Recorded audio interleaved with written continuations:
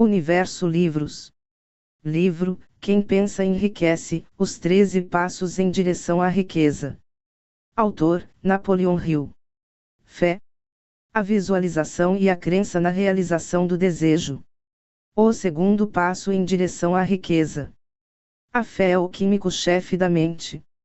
Quando a fé é misturada à vibração do pensamento, a mente subconsciente instantaneamente capta a vibração, e a converte em seu equivalente espiritual e o transmite à inteligência infinita, como no caso da oração. As emoções da fé, do amor e do sexo são as principais e as mais poderosas emoções positivas. Quando as três são misturadas, elas têm o efeito de definir a vibração do pensamento de tal forma, que ele instantaneamente penetra na mente subconsciente, onde o pensamento é transformado em seu equivalente espiritual, que é a única forma de se obter uma resposta da inteligência infinita. O amor e a fé são psíquicos, estão relacionados ao lado espiritual do homem. Já o sexo é puramente biológico e relacionado apenas com o lado físico. A junção ou mistura destas três emoções tem o poder de abrir uma linha direta de comunicação entre o finito, a mente consciente do homem, e a inteligência infinita. Como desenvolver a fé? Apresento agora uma declaração que lhe dará uma melhor compreensão da importância que o princípio da autossugestão assume na transmutação do desejo em seu equivalente físico ou monetário, ou seja, a fé é um estado de espírito que pode ser induzido ou criado, pela afirmação ou instrução repetida para a mente subconsciente, através do princípio da autossugestão. Como ilustração, considere o propósito pelo qual você está, presumivelmente, lendo este livro. O objetivo é, naturalmente, adquirir a capacidade de transmutar o intangível, ou seu pensamento ou seu desejo impulsivo, em sua contraparte física, dinheiro. Seguindo as instruções estabelecidas nos capítulos sobre a autossugestão, você poderá convencer sua mente subconsciente. Seguindo as instruções resumidas no capítulo sobre a autossugestão, você poderá convencer a mente subconsciente que você acredita e que você vai receber aquilo que você pede, e isso funcionará com base na crença, que sua mente subconsciente responde a você com base na fé, somada a planos definidos para adquirir aquilo que você deseja. Um método científico que permita a todos desenvolverem a fé não existe, pois ela é uma característica extremamente difícil de descrever, quase tão difícil na verdade, como seria descrever a cor vermelha para um cego, que nunca enxergou cor alguma e que não tem nada para poder compará-la em relação à descrição que você transmite a ele. A fé é um estado de espírito que você poderá desenvolver através da determinação, depois que você dominar os 13 princípios descritos neste livro, porque ela é um estado de espírito que se desenvolve voluntariamente, através da aplicação e utilização desses princípios. A repetição de afirmações e de ordens à sua mente subconsciente é o único método conhecido de desenvolvimento voluntário da emoção da fé. Talvez o significado da repetição possa ficar mais claro através da seguinte explicação, que evidencia por que alguns homens, às vezes, se tornam criminosos. Baseado nas palavras de um famoso criminologista, quando os homens entram em contato com o crime pela primeira vez, eles o abominam. Se eles permanecem em contato com o crime por mais tempo, eles se acostumam com ele e podem até suportá-lo. Se eles continuam em contato com o crime, por tempo o suficiente, eles finalmente o aceitam, e se tornam influenciados por ele.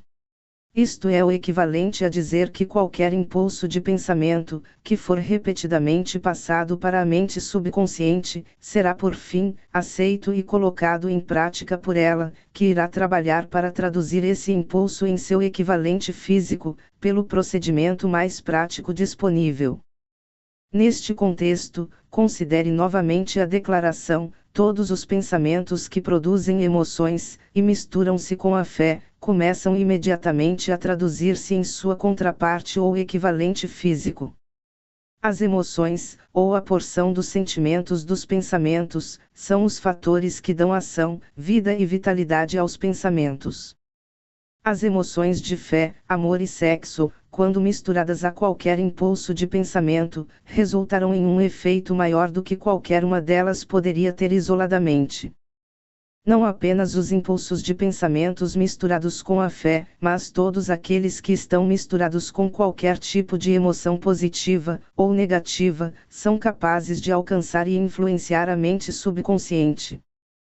Com esta declaração, você pode entender que a mente subconsciente irá traduzir em seu equivalente físico qualquer impulso de pensamento de natureza negativa ou destrutiva, da mesma forma que ela atuará sobre os impulsos de pensamentos de natureza positiva ou construtiva. Isto é o que explica o estranho fenômeno que tantos milhões de pessoas conhecem como azar, ou má sorte. Existem milhões de pessoas que acreditam ser condenadas à pobreza e ao fracasso, por causa de alguma força estranha, sobre as quais elas acreditam que elas não têm controle. Elas são as criadoras de seus próprios infortúnios, por causa desta crença negativa, que é aceita pela mente subconsciente e traduzida em seu equivalente físico.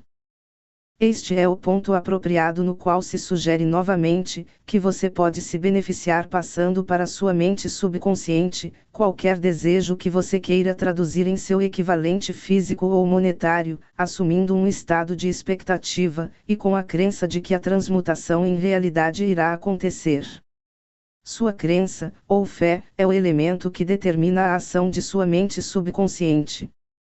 Não há nada que impeça você de influenciar sua mente subconsciente, impregnando-lhe instruções através da autossugestão, da mesma forma como eu influenciei a mente subconsciente do meu filho. Para tornar esta influência mais eficaz, haja como se você já tivesse obtido a realização do seu desejo, quando você fizer sua afirmação para impressionar o seu subconsciente.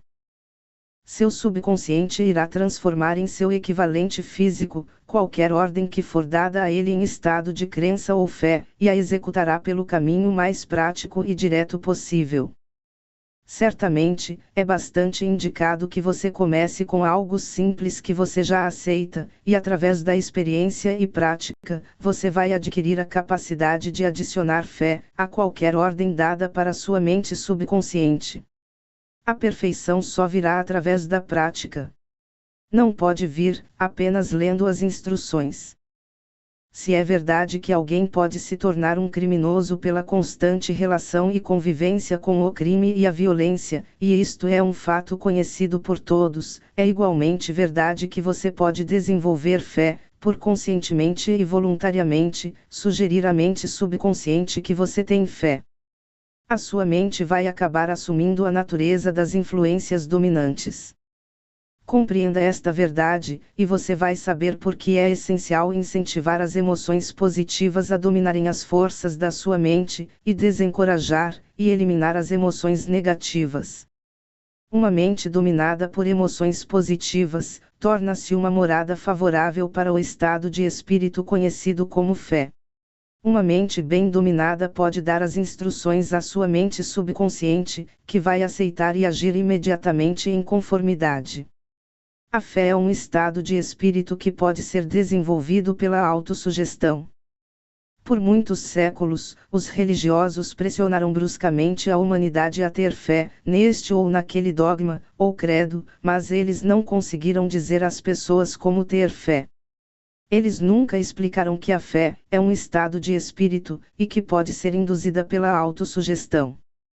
Em uma linguagem simples que qualquer pessoa normal possa entender, descreveremos tudo o que é conhecido sobre o princípio através do qual é possível se desenvolver fé, onde ela ainda não exista. Tenha fé em si mesmo, e fé no infinito. Antes de começarmos, você deve ser lembrado novamente que a fé é o elixir eterno, que dá vida, poder e ação ao impulso do pensamento. Vale a pena ler a frase acima uma segunda vez, e uma terceira vez, e até uma quarta. E vale a pena lê-la em voz alta. A fé é o ponto de partida de toda a acumulação de riquezas. A fé é a base de todos os milagres e de todos os mistérios que não podem ser analisados pelas regras da ciência. A fé é o único antídoto conhecido para o fracasso. A fé é o elemento, a química que, quando misturada com a oração, abre uma comunicação direta com a inteligência infinita. A fé é o elemento que transmite a vibração comum do pensamento, criado pela mente finita do homem, para o seu equivalente espiritual. A fé é o único agente através do qual a força cósmica da inteligência infinita pode ser consagrada e utilizada pelo homem. Cada uma das declarações anteriores pode ser provada. A prova é simples e facilmente demonstrada. Está entrelaçada ao princípio da autossugestão. Vamos centrar a nossa atenção, portanto, sobre o objeto da autossugestão e descobrir o que ela é, e como é possível utilizá-la. É um fato bem conhecido que uma pessoa passa a acreditar, por fim, em qualquer afirmação que ela repita para si, seja uma afirmação verdadeira ou seja falsa. Se um homem repete para si uma mentira, ele eventualmente vai aceitar essa mentira como se fosse uma verdade. Mais do que isso, ele vai acreditar que ela é a verdade. Cada homem é aquilo que é, devido aos seus pensamentos dominantes, pois ele aceita que eles ocupem a sua mente. Pensamentos que o homem deliberadamente coloca em sua própria mente e os incentiva com afinidade que, ao misturar com uma ou mais emoção, ele constitui as forças motivadoras, que direcionam e controlam cada movimento seu, cada ação e cada atitude. Vem agora, uma declaração muito significativa da verdade: pensamentos que são misturados com sentimentos e emoções, constituem uma força magnética, que atrai, através das vibrações do éter, outros pensamentos semelhantes ou relacionados. Um pensamento assim magnetizado com emoção, pode ser comparado a uma semente que, quando plantada em solo fértil, germina, cresce e se multiplica várias vezes, até o que era originalmente uma pequena semente, torna-se incontáveis milhões de sementes da mesma espécie. O éter é uma grande massa cósmica com forças e vibrações eternas. Ela é composta de vibrações destrutivas e de vibrações construtivas. Ele pode propagar as vibrações de medo, pobreza, doença, fracasso, miséria, e vibrações de prosperidade, saúde, sucesso e felicidade, da mesma forma que ele transmite e carrega o som das músicas e centenas das milhões de vozes humanas, das quais todas possuem e mantêm sua propriedade individual, e seus meios de identificação, que são sintonizados por meio do rádio. Do grande armazém do éter, a mente humana está constantemente atraindo as vibrações que se harmonizam com o que domina a mente do homem. Qualquer pensamento, ideia, plano ou propósito que você mantém em sua mente, atrai as vibrações do éter, como um receptor de vibrações equivalentes, adicionando estes equivalentes à sua própria força, que cresce até que se torne o motivo principal dominante do indivíduo cuja mente está sendo alojado. Agora, vamos voltar ao ponto de partida inicial e nos concentrar em saber como a semente original de uma ideia, plano ou propósito pode ser plantada na mente. A informação é facilmente transmitida, qualquer ideia, plano ou propósito pode ser colocado na mente através da repetição do pensamento. É por isso que eu sugiro a você a escrever e anotar uma declaração de seu maior propósito ou de seu principal objetivo definido. Procure memorizá-la, e repeti-la em palavras audíveis, dia após dia, até que essas vibrações de som alcancem sua mente subconsciente. Nós somos o que somos, por causa das vibrações de pensamento que aceitamos e registramos, através dos estímulos do nosso ambiente e do nosso cotidiano. Decida se livrar de quaisquer influências de qualquer ambiente infeliz e construa sua própria vida em ordem. Fazendo um inventário de todos os seus ativos e passivos mentais, você vai descobrir que sua maior fraqueza é a falta de autoconfiança. Esta desvantagem pode ser superada, transformando a timidez em coragem, com a ajuda do princípio da autossugestão. A aplicação deste princípio pode ser feita através de um simples arranjo de impulsos de pensamentos positivos, declarando por escrito, memorizando e repetindo, até que eles se tornem uma parte de suas ferramentas de trabalho e das faculdades de sua mente subconsciente. A fórmula da autoconfiança. Primeiro, Eu sei que eu tenho a capacidade de alcançar o objeto do meu propósito definido na vida, portanto, eu exijo de minha própria perseverança, a ação contínua em direção à minha realização, e aqui, agora, prometo promover tal ação. Segundo, eu sei que os pensamentos dominantes da minha mente irão eventualmente se reproduzir em uma ação externa e física, e que gradualmente irão se transformar em uma realidade física, portanto, concentrarei meus pensamentos por 30 minutos diariamente, na tarefa de pensar na pessoa em que pretendo ser, criando em minha mente uma nítida imagem mental desta pessoa. Terceiro, sei que através do princípio da autossugestão, qualquer desejo que eu manter persistentemente em minha mente, procurará eventualmente uma expressão através de alguns meios práticos de se alcançar o objeto por detrás dele, portanto, dedicarei 10 minutos diariamente para exigir de mim o desenvolvimento da autoconfiança. Quarto, eu vou escrever uma declaração clara do meu principal objetivo definido na vida, e nunca vou deixar de tentar, até que eu tenha desenvolvido autoconfiança o suficiente para sua realização.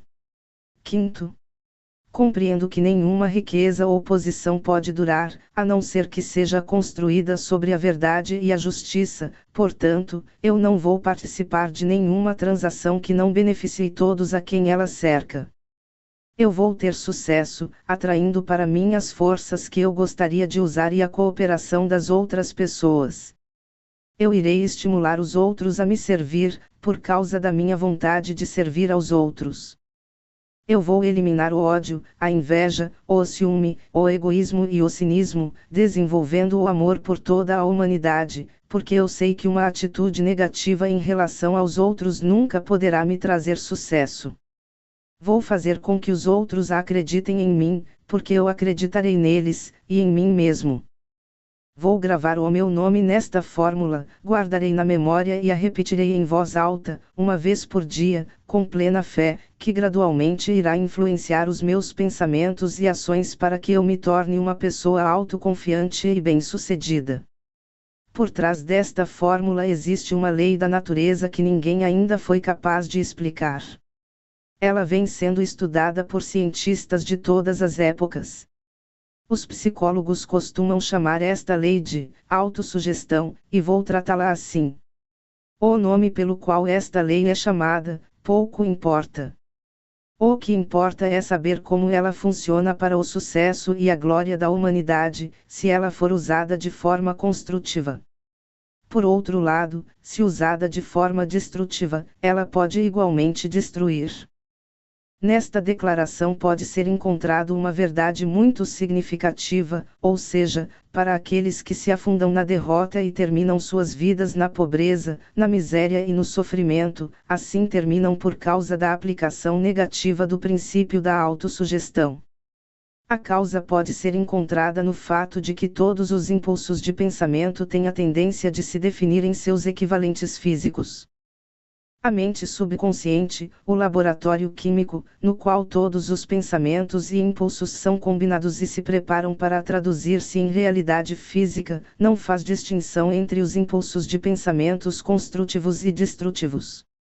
Ele funciona com o material com que nós o alimentamos, através de nossos impulsos de pensamento. A mente subconsciente irá traduzir em realidade um pensamento guiado pelo medo tão prontamente como ela traduzirá em realidade um pensamento impulsionado pela coragem ou fé. As páginas da história médica são ricas com ilustrações de casos de suicídio sugestivo. Um homem pode cometer suicídio através da sugestão negativa, tão eficazmente como por quaisquer outros meios. Em uma cidade do centro-oeste, um homem conhecido pelo nome de Joseph Grant, um funcionário de um banco, pegou emprestado uma grande soma de dinheiro do banco, sem o consentimento dos diretores. Ele perdeu o dinheiro através de apostas. Uma tarde, o fiscal do banco veio e começou a verificar suas movimentações. Grant saiu do banco, alugou um quarto num hotel local, e quando eles o encontraram, 3 dias depois, ele estava deitado na cama, chorando e gemendo, afirmando repetidas vezes estas palavras: "Meu Deus, isso vai me matar." Não suporto essa desgraça. Em pouco tempo ele estava morto. Os médicos diagnosticaram o caso como um suicídio mental.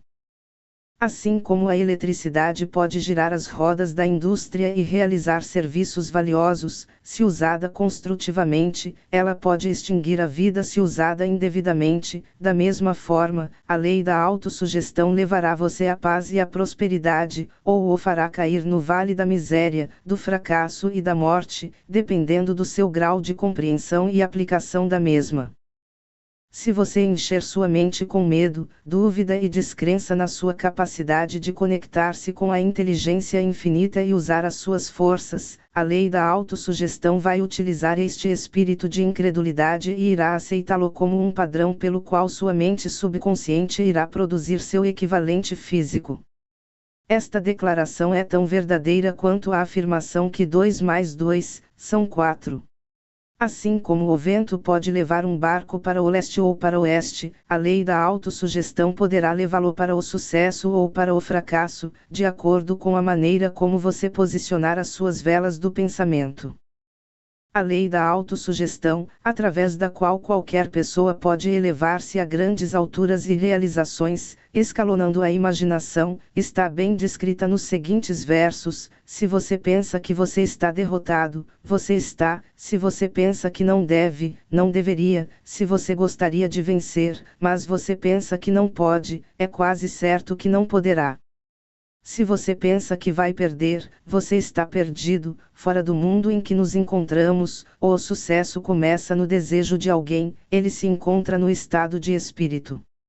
Se você pensa que você está superado, você tem que pensar alto para se elevar, você tem que ter certeza de si mesmo antes de você poder ganhar uma recompensa. As batalhas da vida nem sempre serão para o homem mais forte ou para o mais rápido, mas cedo ou tarde o homem que vence, é o homem que pensa que pode. Observe as palavras que foram enfatizadas, e você vai enxergar o profundo significado que o poeta tinha em mente. Em algum lugar no seu corpo, talvez nas células do seu cérebro, encontra-se a dormir, a semente da realização que, se fosse estimulada e colocada em ação, iria levá-lo às alturas, onde você nunca sonhou em chegar. Assim como um músico instrumentista pode verter as mais bonitas melodias nas cordas de um violino, assim você poderá despertar o gênio que se encontra adormecido em seu cérebro e fazer com que ele o conduza para qualquer objetivo que você deseje alcançar. Quem ama pensa que pode. Abraham Lincoln foi um fracasso em tudo o que ele tentou, já tendo passado dos 40 anos. Ele era um Zé Ninguém sem rumo na vida, até que uma grande experiência aconteceu a ele, despertando o gênio adormecido dentro de seu coração e de seu cérebro, e que trouxe ao mundo um dos seus maiores homens. Essa experiência veio misturada com as emoções de tristeza e de amor. Veio-lhe através de Anne Rutledge, a única mulher que ele realmente amou.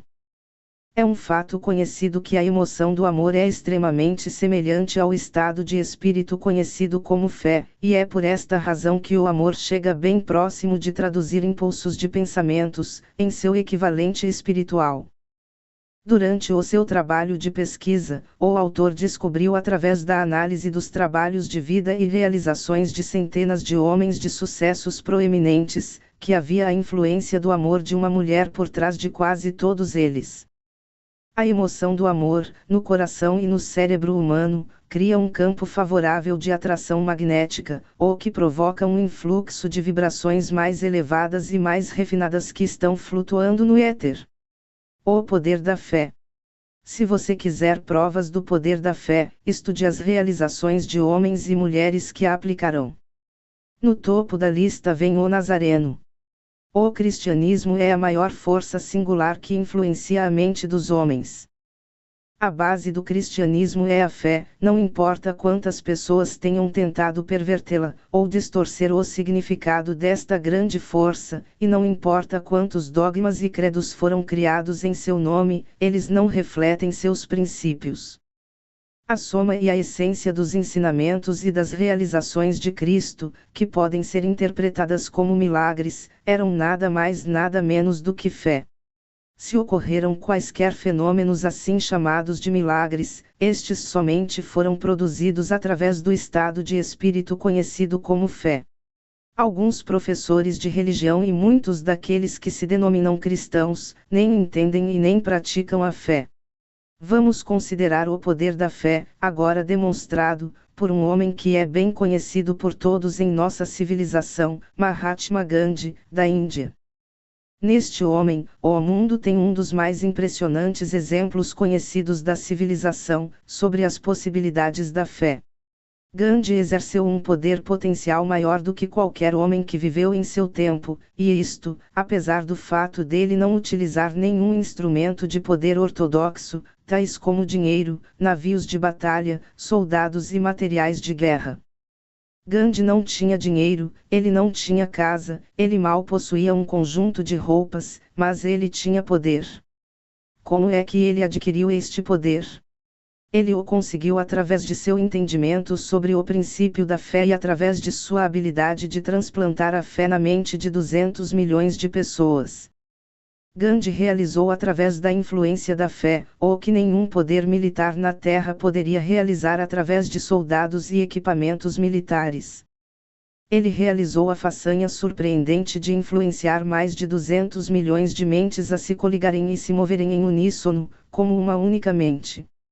Que força na Terra poderia fazer o mesmo, exceto a fé? Chegará um dia em que tanto os funcionários, como os empregadores irão descobrir as possibilidades da fé. Esse dia está nascendo. O mundo inteiro teve a ampla oportunidade, durante a recente depressão financeira, de testemunhar o que a falta de fé e de confiança causa aos negócios. Certamente, a civilização produziu um número suficiente de seres humanos inteligentes, capazes de fazer uso desta grande lição que a depressão ensinou ao mundo. Durante esta depressão, o mundo teve provas em abundância, de que o medo generalizado pode paralisar as rodas da indústria e dos negócios. Dessa experiência irão surgir líderes de negócios e indústrias que vão lucrar pelo exemplo que Gandhi deu para o mundo, e vão aplicar nos negócios as mesmas táticas que ele usou, se tornando o homem mais conhecido de seu tempo.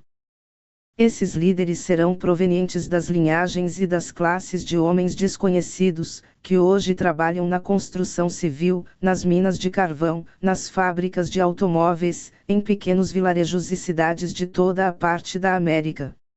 Os modelos de negócios necessitam de uma reforma, não duvidem disso. Os métodos do passado, com bases econômicas baseadas na força e no medo, irão ser suplantados por melhores princípios, de fé e de cooperação. Os homens que trabalham irão receber mais do que salários mensais. Eles receberão dividendos do negócio, assim como aqueles que investem o capital para o negócio. Mas, antes eles deverão contribuir mais com seus empregadores e pararem com a discussão e negociação através da força, em detrimento ao público. Eles devem ter o direito de ganhar seus dividendos. Além disso, o mais importante de tudo, eles serão governados por líderes que irão compreender e aplicar os princípios defendidos por Mahatma Gandhi.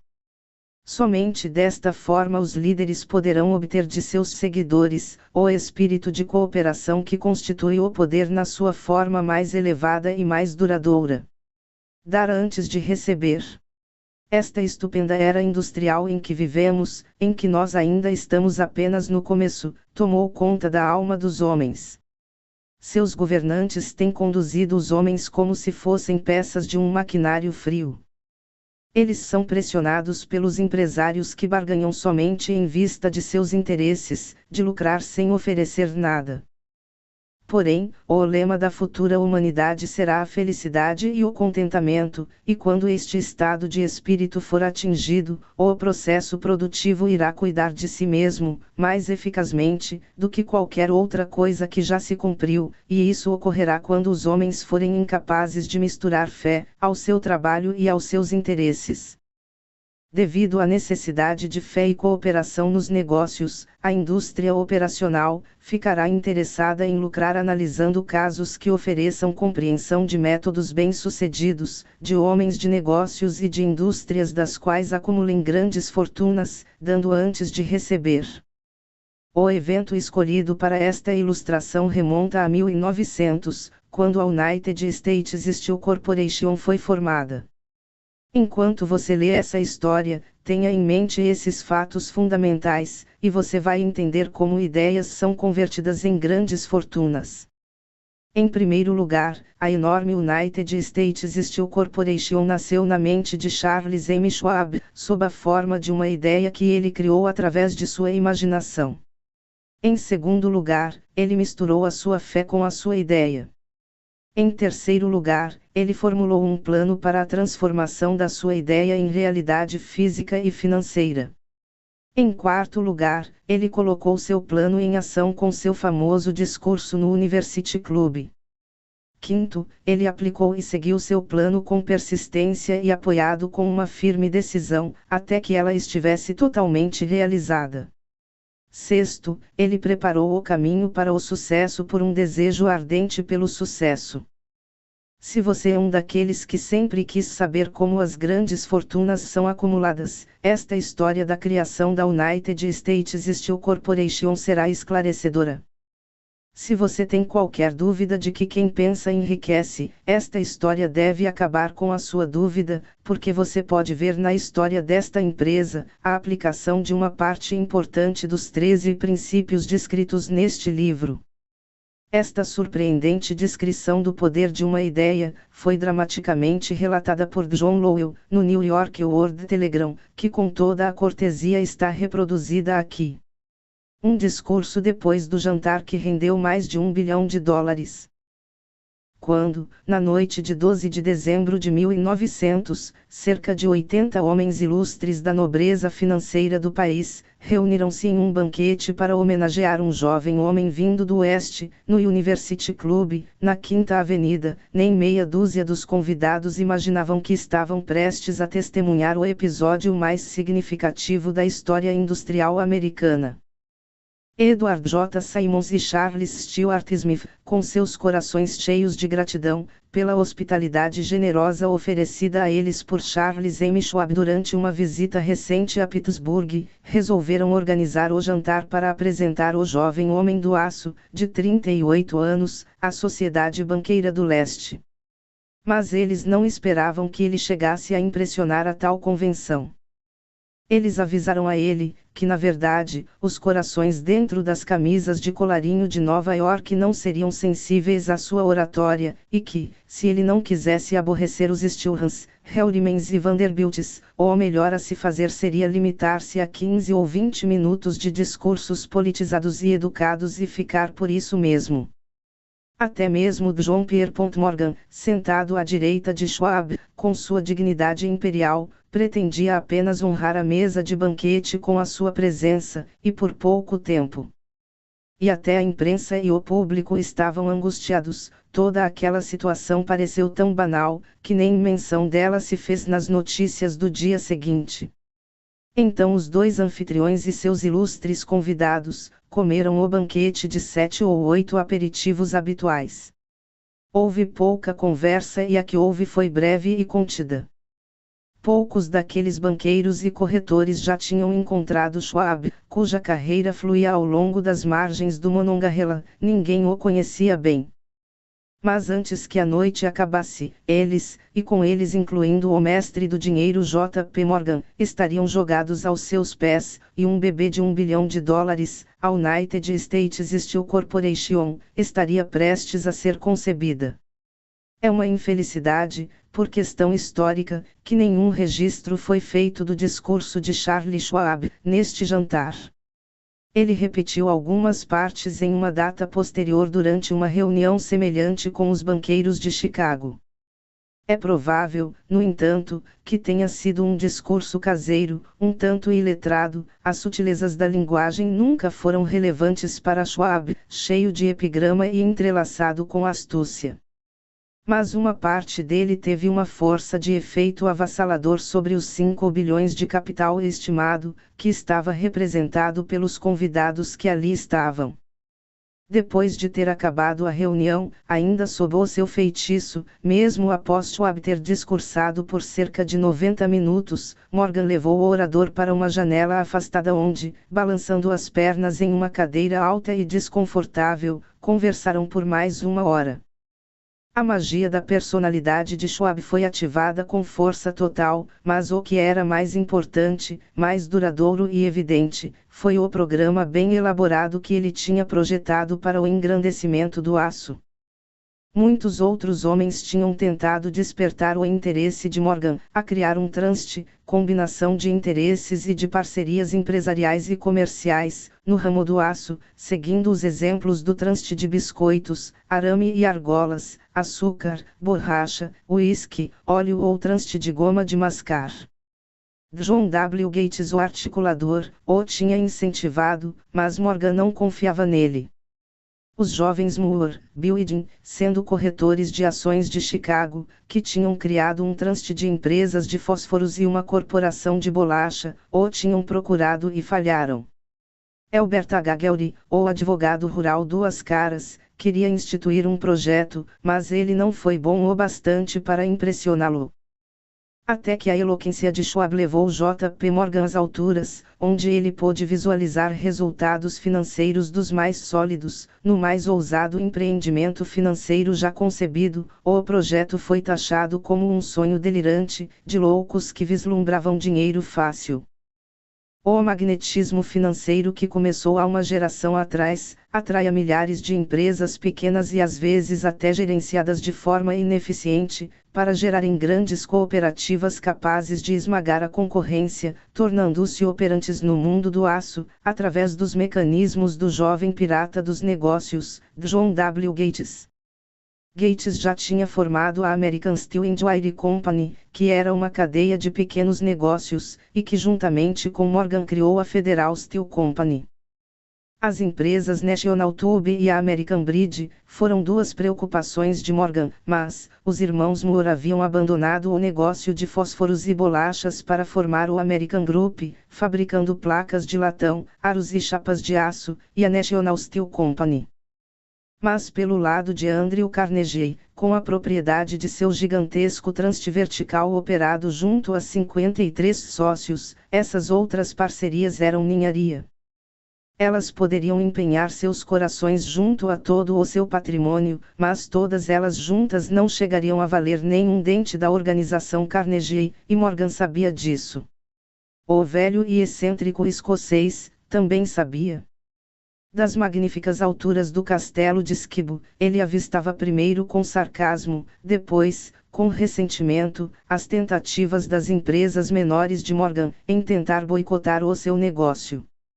Quando as tentativas se tornaram muito ousadas, o temperamento de Carnegie foi transformado em raiva e retaliação. Ele decidiu duplicar cada fábrica de propriedade de seus rivais. Até então, ele não se interessava em produzir arames, tubos, aros ou folhas de aço. Em vez disso, ele se contentava em vender o aço bruto a tais empresas e deixando que elas o trabalhassem da forma como queriam. Agora, que ele tinha Schwab como seu chefe e como um astuto tenente, ele planejava colocar seus inimigos contra a parede. Foi então que, ouvindo o discurso de Charles M. Schwab, que Morgan encontrou a resposta para seu problema sobre as parcerias. Um trust de confiança que não incluísse o gigante Carnegie, não chegaria a ser um trust de verdade, seria um pudim de ameixa, sem ameixas, como disse um escritor. O discurso de Schwab na noite de 12 de dezembro de 1900, sem dúvida, carregava a inferência, embora não a promessa, de que a vasta empresa Carnegie poderia ser trazida aos domínios de Morgan. Ele falou do futuro do aço em todo o mundo, de reorganização, de eficiência e de especialização, falou da demolição de fábricas mal-sucedidas e da concentração de esforços nas propriedades florescentes, das economias no transporte do minério, e de como economizar sobre taxas nos serviços administrativos e de como capturar os mercados estrangeiros. Mais do que isso, ele disse aos bucaneiros entre eles, onde estavam os erros de suas habituais piratarias. Seus propósitos, ele concluiu, eram a má prática dos monopólios, do aumento de preços, e dos grandes dividendos pagos por seus privilégios. Schwab condenou este sistema com total veemência. A falta de visão de tal política, ele disse aos seus ouvintes, remete ao fato de que ela restringia o mercado, em uma época onde tudo estava gritando por expansão. Ao baratear o custo do aço, ele argumentou, seria criado um mercado que estaria sempre em expansão, mais aplicações e formas de uso para o aço poderiam ser desenvolvidas, e uma parte considerável do mercado mundial poderia ser conquistada. Na verdade, embora ele não soubesse disso, Schwab foi um apóstolo do moderno sistema de produção em massa.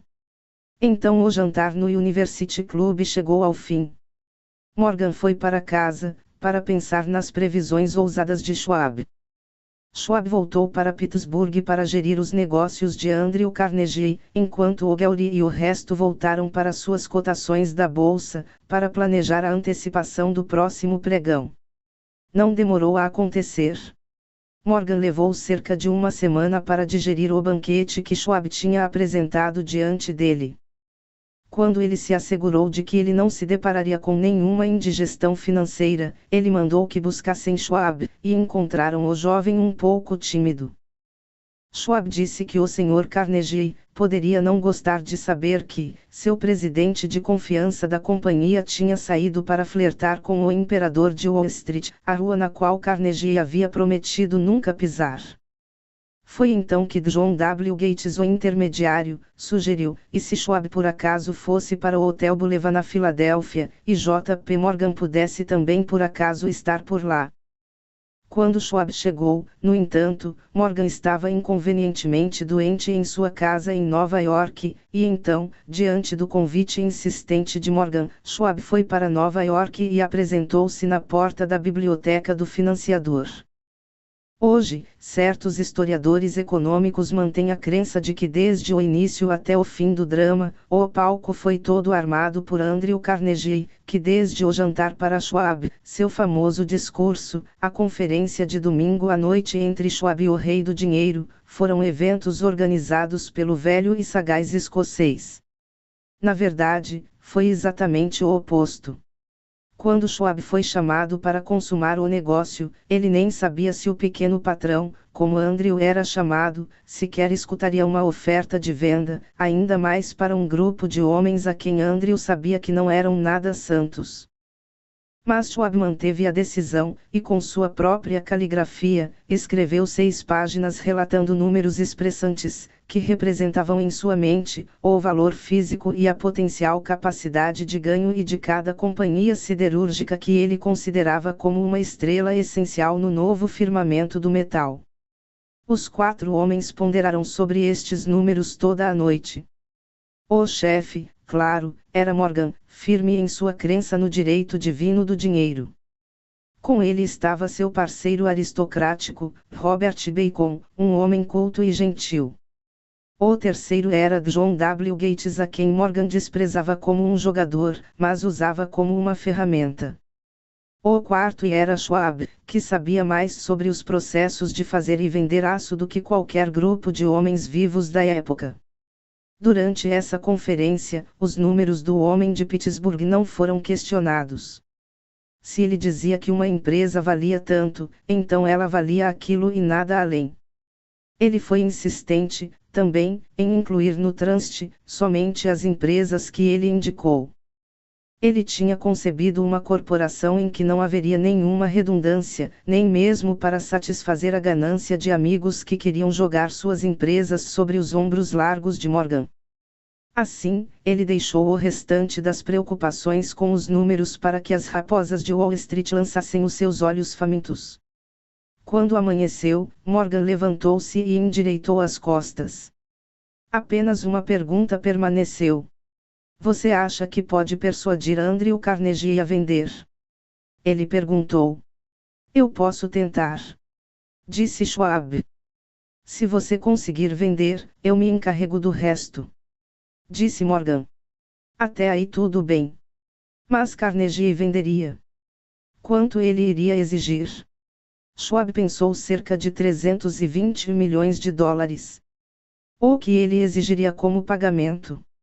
Ações ordinárias ou preferenciais? Títulos? Dinheiro. Ninguém conseguiria levantar um terço de $1 bilhão em dinheiro. Houve um jogo de golfe em janeiro, nos campos gelados de Street Andrews em Westchester, com Andrew todo agasalhado em suéteres para suportar o frio, e Charles falando muito, como de costume, para elevar a moral do chefe. Mas nenhuma palavra do negócio foi mencionada até que os dois se sentassem no aconchegante calor da casa de campo de Carnegie, ali próxima. Em seguida, com a mesma persuasão que usou hipnotizando 80 milionários no University Club, Schwab derramou as brilhantes promessas de aposentadoria e conforto, de incontáveis milhões para satisfazer os caprichos sociais do velho. Carnegie pensou, depois, escreveu um número num pedaço de papel, entregou a Schwab e disse: tudo bem. Venderemos por isso. O valor era de aproximadamente 400 milhões de dólares, que estava próximo ao valor mencionado por Schwab, como um valor básico, acrescentando-se 80 milhões, que representavam o valor do capital aumentado nos 2 anos anteriores. Mais tarde, no convés de um navio transatlântico, o escocês disse com tristeza a Morgan: devia ter te pedido 100 milhões a mais. Se você os tivesse pedido, você teria recebido. Morgan disse alegremente. Houve um alvoroço, é claro. Um correspondente britânico telegrafou dizendo que o mercado externo do aço ficou abalado com a gigantesca fusão. O presidente Headley, de Yale, declarou que, a menos que as junções fossem regulamentadas, o país poderia esperar um imperador em Washington nos próximos 25 anos. Mas Kinney, um ágil manipulador de ações, pôs-se a trabalhar empurrando as novas ações ao público, tão vigorosamente, que todo o excesso foi diluído em um instante. Alguns afirmam que foram quase 600 milhões de dólares. Então Carnegie recebeu os seus milhões, para a companhia de Morgan restou 62 milhões por todo o seu trabalho, e todos os meninos de Gates Algery receberam os seus milhões. Schwab aos 38 anos recebeu a sua recompensa. Ele se tornou o presidente da nova empresa e permaneceu no controle até 1930. A dramática história deste grande negócio, que você acabou de ler, foi incluída neste livro, porque ela é uma ilustração perfeita do método pelo qual um desejo pode ser transformado em seu equivalente físico. Imagino que alguns leitores vão questionar a afirmação de que um mero desejo intangível pode ser convertido em seu equivalente físico. Sem dúvida alguns dirão: você não pode converter nada em alguma coisa.